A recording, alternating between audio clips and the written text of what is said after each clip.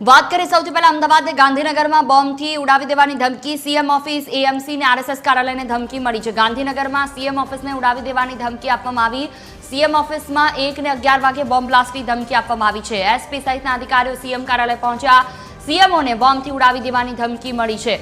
મુખ્ય સચિવે આ વાત કરી। પોલીસ તપાસ કરી રહી છે। A.K. દાસ ગાંધીનગર પોલીસ ડોગ સ્ક્વોડ તપાસ કરી રહી છે। सीएम डेप्यूटी सीएम दिल्ली होवाथी चेम्बरमां कोईनी हाजरी नहोती। स्वर्णिम संकुल 1 मां त्रीजा माळे मुख्यमंत्री कार्यालय छे।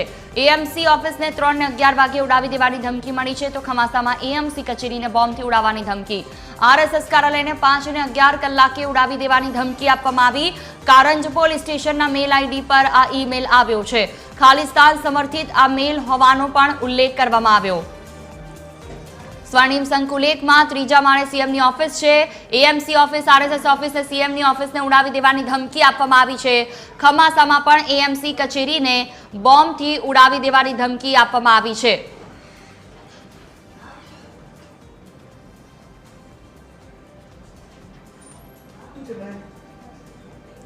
गांधीनगरथी भावेश राजपूत और मौलिक उपाध्याय जोड़ाया है। आरएसएसनी ऑफिसथी सीधा तेमनी पासे जईशुं। सौथी पहेला गांधीनगर जईए।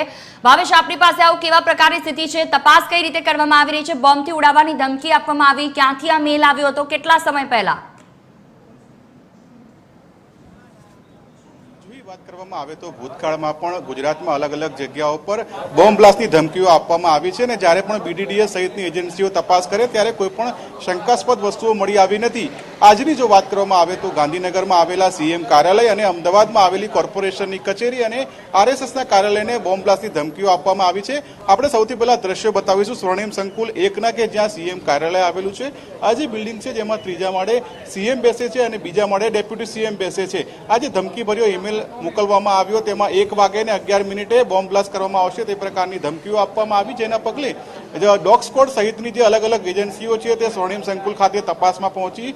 મહત્વનું છે કે હાલમાં પણ આ જે સંકુલ આવેલું છે તેની અંદર જે પોલીસ અધિકારીઓ છે એસપી કક્ષાના તે અત્યારે અંદર સતત તપાસ કરી રહ્યા છે। કોઈ પણ પ્રકારે ચૂક ન રહી જાય તે બાબતોની તકેદારી રાખવામાં આવી રહી છે।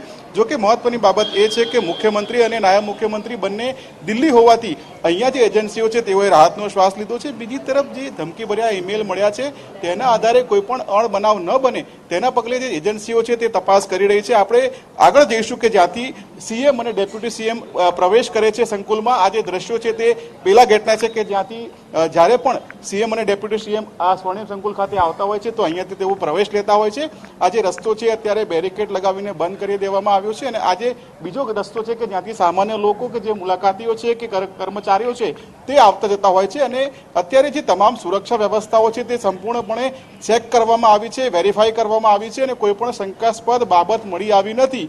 તો પણ પોલીસ દ્વારા સતત તપાસ કરવામાં આવી રહી છે। ડોગ સ્ક્વોડની ટીમ પણ અંદર છે અને કોઈ અનિચ્છનીય બનાવ ન બને તેના પગલે અત્યારે સ્વર્ણિમ સંકુલ છે તેમાં કોઈ પણ જે વ્યક્તિઓ આવી રહ્યા છે તેમને ચકાસ્યા બાદ જ અંદર પ્રવેશ આપવા દેવામાં આવી રહ્યો છે અને એજન્સીઓ દ્વારા આ જે ધમકીઓ મળી છે તેના પગલે તપાસ કરવામાં આવી રહી છે।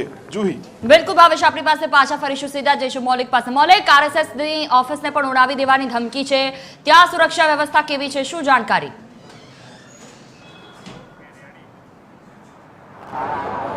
જે રીતે અલગ અલગ જગ્યાઓ છે તેને ધમકી મળી રહી છે ત્યારે મણિનગર ખાતે જે આરએસએસનું કાર્યાલય આવેલું છે આ કાર્યાલયને પણ બોમ્બથી ઉડાવી દેવાની ધમકી મળી હતી અને તેના સંદર્ભે અહીંયા થોડીવાર પહેલાં બીડીડીએસની ટીમ છે, આ સાથે સાથે ડોગ સ્ક્વોડની ટીમ છે તેના દ્વારા તપાસ છે તે કરવામાં આવી હતી।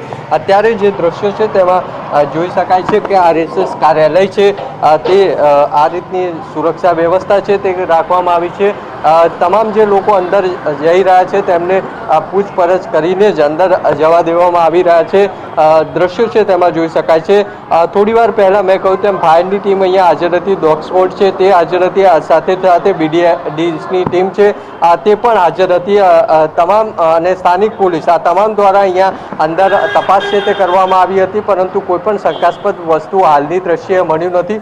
જે મેલ મળ્યો છે ખાસ કરીને તેમાં કોર્પોરેશન હોય કે પછી આરએસએસ કાર્યાલય હોય અમદાવાદમાં જે આવેલું છે તેને ધમકી આપવામાં આવી હતી અને ધમકીમાં એ પ્રકારનો ઉલ્લેખ હતો કે બોમ્બથી તેને ઉડાવી દેવામાં આવશે અને તેના જ ભાગરૂપે એજન્સીઓ છે તે અલર્ટ થઈ હતી। સાથે સાથે સ્થાનિક પોલીસ છે તે પણ એલર્ટ થઈ હતી અને અહીંયા તપાસ છે તે કરવામાં આવી હતી, પરંતુ તપાસ બાદ કંઈ ન મળતા જે BDDS અને ડોગ સ્ક્વોડની ટીમ છે તે અહીંયાથી રવાના થઈ છે. સ્થાનિક પોલીસ છે, સ્થાનિક PI છે તે પણ અહીંયા પહોંચ્યા હતા અને તે પણ આ તપાસમાં જોડાયા હતા. જી બિલકુલ, આપ બંનેનો ખૂબ ખૂબ આભાર અમારી સાથે જોડાવા બદલ. તો અત્યારે તમામ જગ્યા પર EMC ઓફિસ હોય, RSS કાર્યાલય હોય કે પછી CMO ઓફિસ હોય, તમામ જગ્યા પર સુરક્ષા વ્યવસ્થા સઘન કરી દેવામાં આવી છે. આ ઈમેલ ID આવ્યો છે જેના કારણે સુરક્ષા વ્યવસ્થા સઘન કરવામાં આવી છે. અલગ અલગ ટાઈમિંગ આપવામાં આવ્યા છે, ક્યાંક 3 વાગ્યાનો, ક્યાંક 5 વાગ્યાનો, કે જેમાં બોમ્બથી ઉડાવી દેવાની ધમકી આપવામાં આવી છે.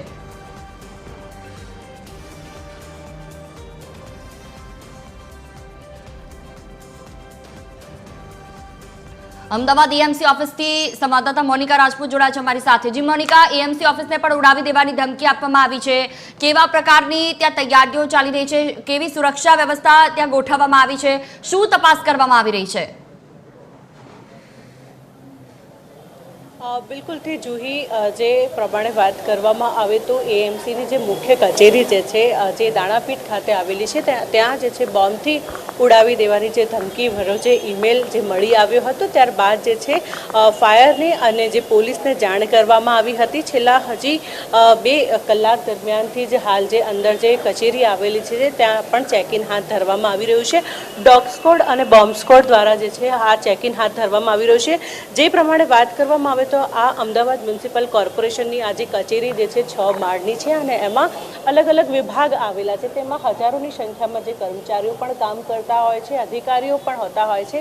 ત્યારે સુરક્ષાના ભાગરૂપે તમામ લોકોને બહાર કાઢવામાં આવ્યા છે અને તેઓ લોકોને જે છે ઘરે મોકલી દેવામાં આવ્યું છે. હાલ તમામ ફ્લોરની જ્યારે વાત કરવામાં આવે તો તમામ ફ્લોર પર ફાયર બ્રિગેડ દ્વારા જે છે જે ફાયરના જે અધિકારીઓ છે, પોલીસ પણ અહીં અંદર છે, ચેકિન હાથ ધરવામાં આવી રહ્યું છે. બોમ્બ સ્ક્વોડ અને ડોગ સ્ક્વોડ દ્વારા તમામ ફ્લોર પર જે ચેકિંગ હાથ ધરવામાં આવ્યું છે. આ તમામ ઘટનાને જાણ થતાં જ જે સ્ટેન્ડિંગ કમિટીના ચેરમેન કમલેશ પટેલ પણ અહીં પહોંચી આવ્યા હતા અને જે મેયર જે છે હિતેશ બારોટ તેઓ પણ જે છે અહીં પહોંચી આવ્યા હતા. એટલે કે આજે તમામ ઘટનાને હજી સુધી તપાસ જે છે એ ચાલી જ રહી છે. તમામ ફ્લોર પર ચેકિંગ જે છે હાથ ધરવામાં આવી રહ્યું છે.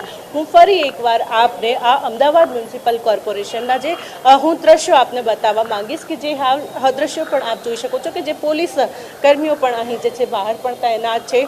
જે પ્રમાણે AMC ઓફિસના જે તમામ ગેટો જે છે 3 જેટલા જે ગેટો આવેલા છે તમામ ગેટો જે છે બંધ કરી દેવામાં આવ્યા છે. કોઈ પણ લોકોને અંદર જે છે એન્ટ્રી નથી આપવામાં આવી રહી છે.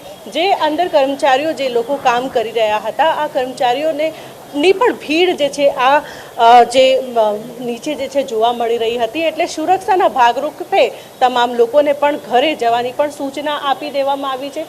એટલે કે જે પ્રમાણે વાત કરવામાં આવે તો આ જે હજી સુધી છેલ્લા 2 કલાકથી તમામ ફ્લોર પર જે છે ચેકિન હાથ ધરવામાં આવી રહ્યું છે. કોઈ પણ પ્રકારના અનિચ્છનીય બનાવ ન બને તેનું પણ ખાસ ધ્યાન રાખવામાં આવી રહ્યું છે અને તમામ સુરક્ષા અને તકેદારીને ધ્યાનમાં રાખીને તમામ કર્મચારીઓ જે લોકો અહીં કામ કરતા હતા તમામ લોકોને ઘરે જવાની પણ સૂચના આપવામાં આવી છે. જુહી, બિલકુલ, તમામ જાણકારી બદલ આભાર મોનિકા. તો AMC હોય, RSS કાર્યાલય હોય કે પછી CMO ઓફિસ, તમામ જગ્યાઓ પર જ્યાં જ્યાં બોમ્બથી ઉડાવી દેવાની ધમકી આપવામાં આવી છે તમામ જગ્યાઓ પર તપાસ ચાલુ છે. ફાયર બ્રિગેડની ટીમ અને સ્થાનિક પોલીસ તંત્ર પણ ત્યાં પહોંચી ચૂક્યું છે.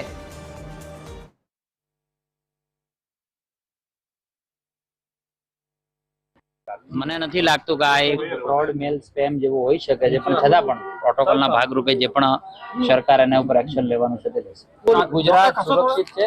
નરેન્દ્રભાઈના નેતૃત્વમાં, ભૂપેન્દ્રભાઈના નેતૃત્વમાં ને આપણા હર્ષભાઈ નાયબ મુખ્યમંત્રીના નેતૃત્વમાં ગુજરાત સુરક્ષિત છે. એટલે કોઈએ ગભરાવું નથી.